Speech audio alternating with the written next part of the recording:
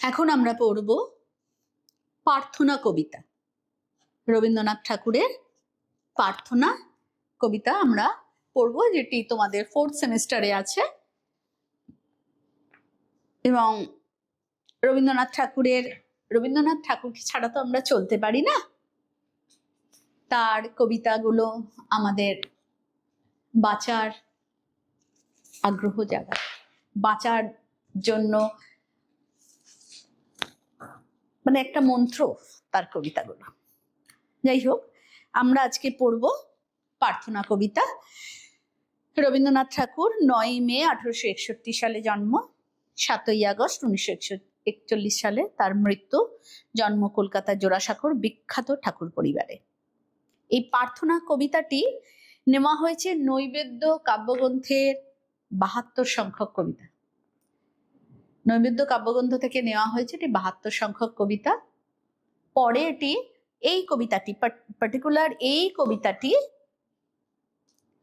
গীতাঞ্জলি কাব্যগ্রন্থে স্থান পায়। তোমরা অনেকেই হয়তো এই কবিতাটা জানো, ইংলিশ ভার্সনটা তোমরা অনেকেই জানো, Where the mind is without fear। তোমরা এই কবিতাটি অনেকেই জানো। তো আমরা এই কবিতাটা আলোচনা করার আগে একটু এর প্রেক্ষাপটটা একটু জেনে নিলে আমাদের ভালো হবে। যেমন উপনিষদের ভাবনায় প্রাণিত ব্রাহ্ম ধর্মে দীক্ষিত রবীন্দ্রনাথের বাবা দেবেন্দ্রনাথ ঠাকুর তার পরিবার ও দেশের সামনে ধর্মপ্রাণতা, আধ্যাত্মিকতা, সত্য স্থাপনের দৃষ্টান্ত স্থাপন করেছিলেন। এবং তারই প্রভাব রবীন্দ্র মননে ছোট থেকেই বিস্তার লাভ করেছিল। এবং পিতৃদেবে সেই সর্বসংস্কার মুক্ত সত্য ধর্মের উপলব্ধির প্রকাশ হলো এই নৈবেদ্য কবিতা। ভগবানের সান্নিধ্য লাভের বাসনা এবং সত্যের পথে চলার প্রার্থনা এই নৈবেদ্য কাব্যগ্রন্থের কবিতাগুলোর মধ্য দিয়ে উঠে এসেছে।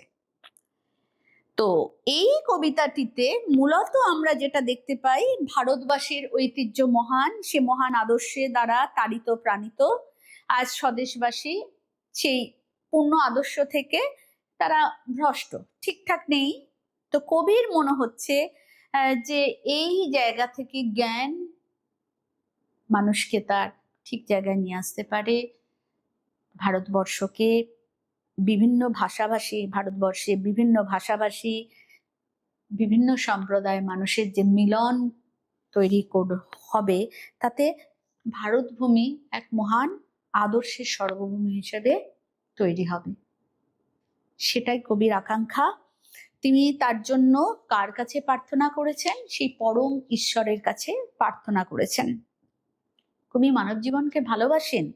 তিনি চান মানসিক বিকাশে পূর্ণ স্বাধীনতা। আচার, সংস্কার, প্রথা, রীতির অচলায়তন মানুষকে যেভাবে বদ্ধ করেছে, তার জীবনের ছন্দকে, স্বচ্ছন্দ গতিকে ব্যাহত করে, সেইগুলো থেকে কবি মহিমার জাগরণের জন্য আচার, বিশ্বাস, সংস্কার, প্রথার প্রকারে নির্মম আঘাত করেন। তিনি চান কর্মের শক্তি। সেই শক্তির উৎসমুখ হলো ঐক্য, এবং এই ঐক্যর মধ্যে তিনি পরম পুরুষের কাছে ঈশ্বর নামে সেই পরম পুরুষের কাছে তিনি প্রার্থনা জানিয়েছেন। এবং মানব জাতির সেই উন্নতির প্রার্থনা এবং তার সঙ্গে ভারতকেও সেই স্বর্গে যেন পরিণত করা যায়, সেটাই তিনি এর মধ্যে দিয়ে বলেছেন। মূলত এটাই হলো বিষয় সংক্ষেপ, এবং আমরা এর মধ্যে দিয়ে নামকরণটাও পড়ে নিতে চাইব। এখানে একটা ব্যাপার আছে, তোমরা সবাই চতুর্দশপদী কবিতাবলী ক্লাস 11-এ পড়ে এসছো তো?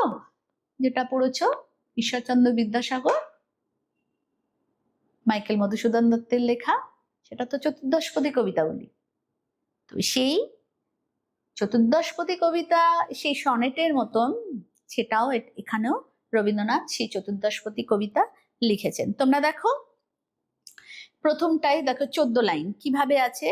প্রথমে আছে 8, তারপরেরটা 6, অষ্টক এবং শতক। তোমরা এটা জানো, পড়েই এসছো। এবং এখানেও প্রতিটা লাইনে 14টা অক্ষর আছে। প্রতিটা লাইনে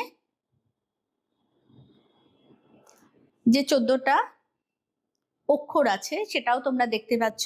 তবে এইখানে একটা ব্যাপার, যে রবীন্দ্রনাথ যেটি করেছেন, হয়তো সনেটের সব জায়গায় সেটা নেই, পরপর লাইনের মিল, কিন্তু কবি এখানে সেটা করেছেন। মানে সব সময় যে সেগুলো থাকবে, যেমন সনেটের যেটা একটা ক খ খ ক গ ঘ, এগুলো যে ভাগটা আছে, ঘ উয়া বা গ ঘ উয়া গ ঘ উয়া এরকম, এটাতে তিনি একটি আর কি একটু মিলটা তিনি রাখার চেষ্টা করেছেন।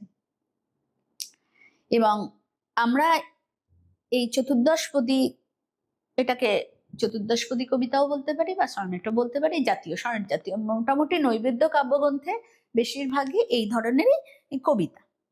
যাই হোক, আমরা এখন আজকে পাঠ্য আমাদের যে প্রার্থনা, আমরা মূল জায়গায় চলে আসি। চিত্ত যেতা ভয় শূন্য, উচ্চ যেথা সেই, জ্ঞান যেতা মুক্ত, যেথা গৃহের পাচি। আপন প্রাঙ্গণ তলে দিবস সর্বরি, বসুধারে রাখে নাই খণ্ড ক্ষুদ্র করে।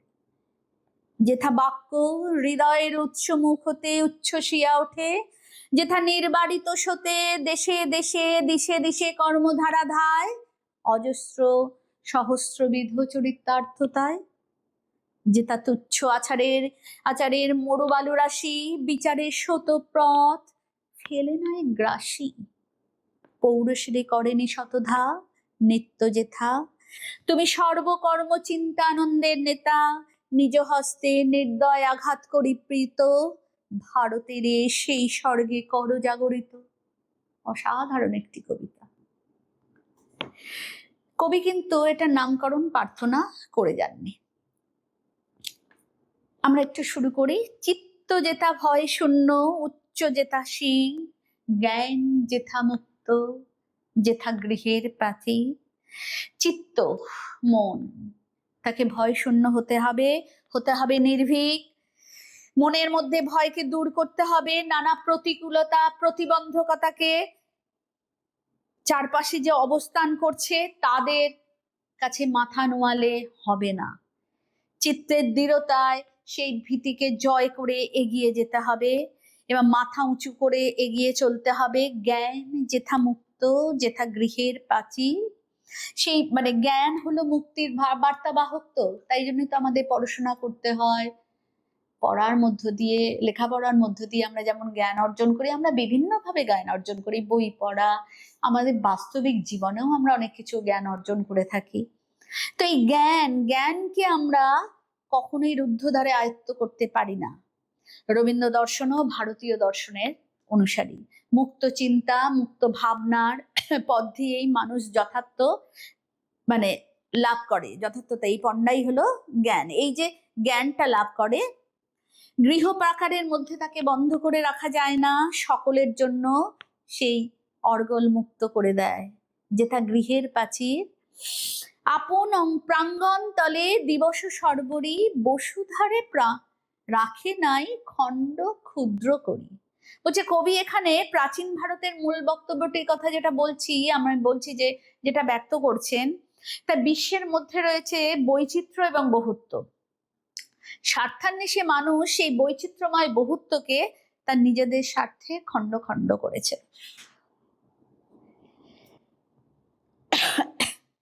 কিন্তু নিজের প্রাঙ্গণতলে অর্থাৎ নিজের মধ্যে যাবতীয় খণ্ডতাকে বিসর্জন দিয়ে ঐক্যের ভাবনায়, সমন্বয় চেতনায় আমাদের এগিয়ে যেতে হবে।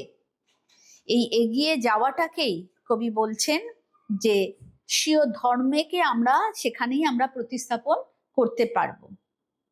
যেথা বাক্য হৃদয়ের উৎস মুখ হতে উচ্ছ্বসিয়া ওঠে, যেথা নির্বাড়িত সতে দেশে দেশে দিশে দিশে কর্মধারা ধায়, অজস্র সহস্রবিধ চরিত্রার্থতায়।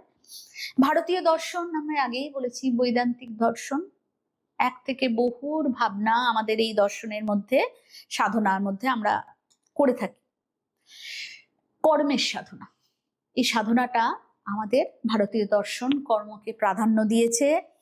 সেই কর্মের মধ্য দিয়ে সে তার পরিচয় দিশে দিশে মানে দেশে দেশে বিভিন্ন জায়গায় সারা বিশ্বে ছড়িয়ে দিতে চাইছে। আচার বিশ্বাস সংস্কার জড়ত্বের বন্ধনকে মুক্ত করে শুধু স্বীয় কর্মশক্তির জোরে সে এগিয়ে চলবে। রবীন্দ্রনাথ তাই চান, এবং মানবের মহিমা যেন মানে প্রকাশিত হয়, তিনি সেটাও চেয়েছেন।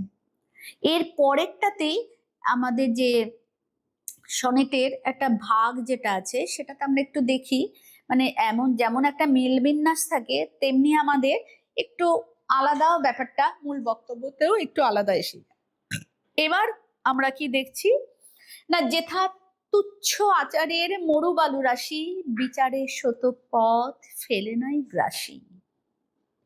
বলছে আচার সর্বস্বতা মানুষকে তো পিছনের দিকে টেনে নেয়, তাই তো?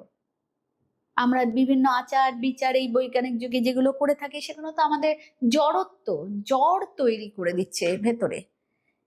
আচার নিষ্প্রাণ মরুবালু রাশির মতোই জীবনের চালিকা শক্তি নয়, জীবনের প্রতিবন্ধকতা। আচার বিশ্বাস প্রথা সংস্কারের বেড়াজাল মানুষকে ক্ষুদ্রতার মধ্যে আবদ্ধ করে রাখে। কিন্তু ভারতবর্ষ হলো মুক্ত চিন্তার দেশ।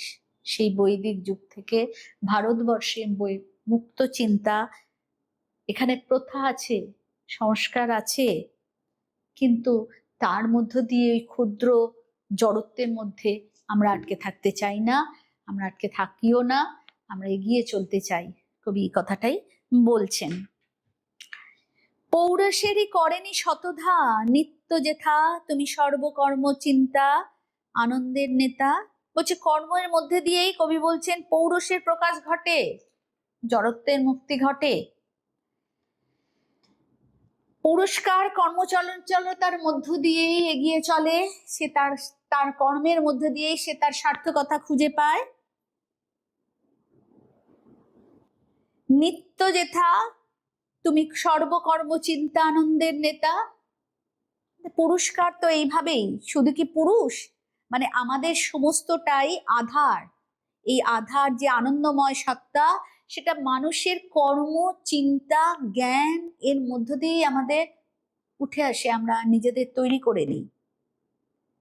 পরম পুরুষ বা ঈশ্বর আমাদের সেই পালনীয় কর্তা, তিনি আমাদের চালিকা শক্তি। কবির ভাষায় তিনি সেই পরম করুণাময়ের কাছে তিনি বলছেন, নিজ হস্তে নির্দয় আঘাত করি পিত, ভারতের সেই স্বর্গে কর জাগরিত। বলছে পরম করুণাময়ের কাছে কবি আবেদন করছেন যে তিনি যেন নিজের হাতে সমস্ত প্রথা সংস্কার রীতি বিশ্বাসের প্রাকারে আঘাত করে জড়ত্বের আঘাত বন্ধন ছিন্ন করে দেন। মানবাত্মা যাতে করে সমস্ত ক্ষুদ্রতাকে অতিক্রম করে বৃহত্তর জগতে প্রবেশ করতে পারে, সংস্কার মুক্ত এক বলিষ্ঠ আত্মা তৈরি হয়, যেন পরম পুরুষ সে করুণাতেই তার, যদি করুণার বলে ভারতকে আবার সেই নিজের দর্শন বিশ্বাস চিন্তা সেই বৈদিক সেই দর্শনের মধ্য দিয়ে এই জড়ত্বকে ভেঙে ফেলে নিজের স্বমহিমায় ভারত আবার জগৎ সভায় যেন স্বর্গের মতন বিরাজিত হবে, ভারত আবার জগৎ সভায় শ্রেষ্ঠ আসন লাভে। কবি বলেছেন তিনি চান এইভাবেই যেন ভারত ভূমিকে মহান স্বর্গের সঙ্গে তুলনা করেন। তিনি পরম পুরুষের কাছে এই প্রার্থনাই করেছেন, সেই শক্তি, সেই কর্মের শক্তি, সেই শক্তি যেটা হলো ভারতবর্ষকে ঐক্য সম্মিলিত প্রয়াস ভাবনা, নানা সম্প্রদায় নানা ধর্ম সব কিছুতে এক করে এক জগৎ সভায় শ্রেষ্ঠ আসন তৈরি করার জন্য তিনি যেন স্বর্গের, ভারতবর্ষ যেন এক স্বর্গের সমতুল্য হয়ে ওঠে, সেটাই তিনি এই কবিতাটির মধ্যে দিয়ে তুলে ধরেছেন এবং এখানেই এর নামকরণের সার্থকতা। এরপর আমরা এই কবিতাটি কোয়েশ্চেনে প্রশ্নতে আসব। যেমন প্রার্থনা কবিতায় কবি কিভাবে ভারতকে স্বর্গে জাগরিত করার কথা বলেছেন তা নিজের ভাষায় লেখো। কবিতাটির নামকরণের সার্থকতা, কবিতাটির মিল বিন্যাস, এগুলো দেখতে হবে। এগুলো সবই 5 নম্বরে, কিন্তু ফার্স্ট লাইনটাই তো আমাদের ভেরি ইম্পর্টেন্ট, সেখান থেকেই আমাদের দুটো কোশ্চেন 2-3 কোশ্চেন হতে পারে। যেমন চিত্ত যেথা ভয় শূন্য, উচ্চ যেথা শীত, কোথায় এর মধ্যে দিয়ে তাৎপর্যটা হতে পারে, যেমন 3 নম্বরে কোশ্চেন, আর 2 নম্বরে কখন কোথায় তিনি এই প্রার্থনা করছেন। আপন প্রাঙ্গন্তরে দিবস সর্বরি বসুধারে রাখে নাই খণ্ড ক্ষুদ্র করি, এটারও তাৎপর্য, এবং এটাতেও ছোট কোশ্চেন হতে পারে। দেশে দেশে দিশে দিশে কর্মধারা যায় অজস্র সহস্রবিধ চরিতার্থতায়, কে মানে কোন স্থানের কথাটাকে কিভাবে এই দেশে দেশে দিশে দিশে ছড়িয়ে পড়বে, সেটাও তিনি এর মধ্য দিয়ে প্রশ্ন হতে পারে। তুমি সর্বকর্ম চিন্তা আনন্দের নেতা, এই কথাটা কেন বলছেন কবি, কাকে বলছেন? সেই জগদীশ্বরের কথা, যেই পরম পুরুষের কথা, তিনি কিভাবে এটা করবেন। এবং লাস্টে তিনি বলছেন ভারতে সেই স্বর্গে কর জাগরিত, এবং কামনার কারণ, তিনি কেন চাইছেন সেই কর্মের মানে যে স্বর্গের জাগরিত, সেটাই আর কি আমরা এই কবিতাটির মধ্য দিয়ে তুলে ধরলাম। কবিতার যে ঐক্য, ভারতবাসী হিসেবে যে ঐক্যের বার্তা তিনি দিতে চাইছেন, সমস্ত দেশে ছড়িয়ে পড়ার, যে ভারতকে একজন মহান স্বর্গভূমি, যে বৈচিত্র্য, বহুত্ব, খণ্ডত্ব, তার মধ্যে ভারত একটি সমন্বয় সম্বন্ধ করবে, সেই বহু সাধনার মধ্য দিয়ে যে ভারতবর্ষ যে দেশকে স্বাধীনতা পেয়েছিল, সেই ভারতবর্ষে মানুষের বিকাশ, পূর্ণ স্বাধীনতা, আচার সংস্কার, প্রথা রীতি রচনায়তন মানুষকে যে বদ্ধ জীবনের মধ্যে ফেলে দিয়েছিল, সেটা থেকে যেন মানুষ বেরিয়ে আসতে পারে, এবং ভারতবর্ষ যেন সেই স্বর্গের মতন জাগরিত হতে পারে। এই কবিতাটির মধ্য দিয়ে আমরা সেই সম্পূর্ণ মনুষ্যত্ব প্রতিষ্ঠিত হবার কামনায় কবি যে পরম পুরুষের কাছে প্রার্থনা করেছেন, সেটাই আমরা এই কবিতাটির মধ্য দিয়ে শিখলাম। আজকের মতো এখানেই শেষ হলো।